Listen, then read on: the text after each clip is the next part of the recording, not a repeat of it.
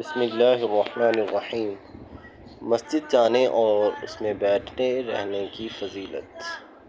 نبی کریم صلی اللہ علیہ وسلم نے فرمایا، جب تم میں سے کوئی شخص اچھا وضو کر کے مسجد میں محض صلاۃ کا ارادہ لے کر آئے تو وہ جو قدم رکھتا ہے اس پر اللہ ایک درجہ بلند کرتا ہے اور ایک گناہ معاف کرتا ہے، یہاں تک کہ وہ مسجد میں داخل ہو جاتا ہے تو صلاۃ میں سمجھا جاتا ہے جب تک کہ صلاۃ کے لیے مسجد میں رہے، اور فرشتے اس کے لیے دعا کرتے رہتے ہیں جب تک کہ وہ اس مقام میں رہے جہاں صلاۃ ادا کرتا ہے۔